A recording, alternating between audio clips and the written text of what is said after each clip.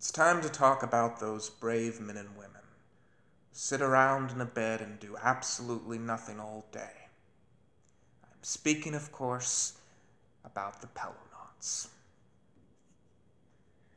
So, I didn't realize this, but apparently there is a job where you can get paid for lying on a bed and watching TV just all day. And that job is a Pillownaut, those brave adventurers of laziness.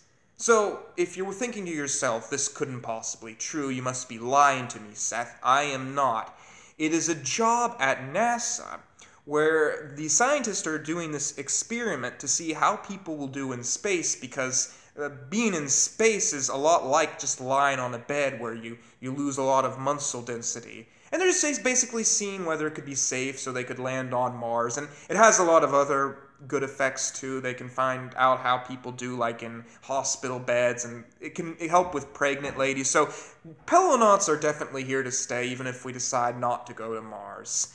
But just looking into this, I thought to myself, maybe this is something that I want to do. Maybe after I quit this show, I should just, become a Pillownaut. This could be a very interesting job. I mean, maybe it could just be an episode of the Seth Lewis Show, a very long and boring one.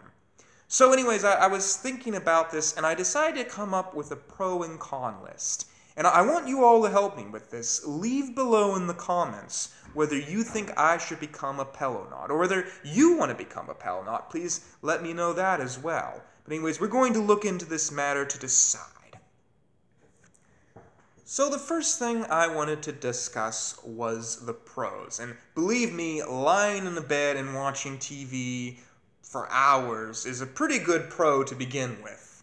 But you actually do get paid pretty well. You can get paid like $160 per day, which really adds up over time. And I think that I am fit enough to do this job. I was looking at it, and I'll be honest, I mean, I'm not as fit as an astronaut. I don't know if I'd be able to do that. And I am a little worried about my vision because I can't see without contacts. But, I mean, I don't really have any heart diseases going on. I'm the right age. I'm not over 55. I definitely have a lot of the stuff NASA's looking for. But, of course, I'm not sure if they'd even be willing to accept me. I'm not a genius in school or anything like that. But anyways, those are just two of the pros. But of course, there's also the pro of just, being a part of the laziness, meeting other lazy people like you that are sitting around in beds beside you. And you can get visitors, you can meet your family and stuff. They'll come in and they'll talk. They don't have a problem with any of that. So there are definitely some great things here. And perhaps the big thing for me is that you're doing something unique, You're not sitting around in an office all day, which would be what I'd be doing if I wouldn't be a Pillownaut. Yet, there are a few cons to this job. One of the biggest for me is muscle deterioration, because this is trying to stimulate real space environments, and you might physically hurt yourself. I don't think there's any huge health risks because, again, they're trying to be pretty safe with this. They don't want any of their patients to die, but yeah, there is a risk, I think. I think that's safe to say. And of course, there's also the fact that you're just lying in a bed all day doing nothing, You can't, I guess they can wheel you outside, but you're still just laying there, and you've got to pee into like this bladder, and you got to take showers laying in the bed. I mean, there's definitely a lot, for people that like to walk around and stuff, this is definitely not the job for them. And finally, of course, there's a lot of people trying to do this, like 25,000, and, it's just a lot of people trying to get into this and become Pillownaut. So, yeah, I can't honestly say there aren't any negatives. Now I've got to decide, should I become a Pillownaut? Well, I was thinking about it, and I think that I should become a Couchnaut. In fact, on this day, on this couch, I am pronouncing that I have become an official Couchnaut. I mean, no one knows this couch better than I do. had a lot of episodes on this thing. I think 62 or something. But anyways, I think it's time for the Couchnaut to go up into space, okay? We're going to back this up here. All right.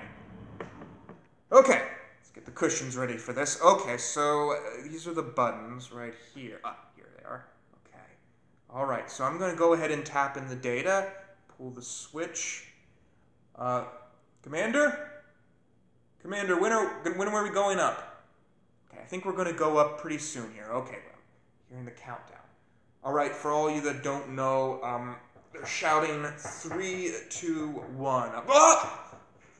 Okay, so the thing about this is the force that is going through me right now as I'm sitting on this couch is just pretty astounding. I mean, I can barely move except my mouth, which just always moves no matter what. But anyways, I think we're now in space, and I think we're okay. I think we're all right. So here we all are. This is the first time that the couch has been up in space. This is a pretty big moment for this show. I can see the moon over there, and Uranus and Pluto, which is pretty amazing because you usually can't see Pluto up in the sky. But anyways, I'm going to figure out how all this ends, but until then, think big and think differently. Very differently. Beautiful up here in space.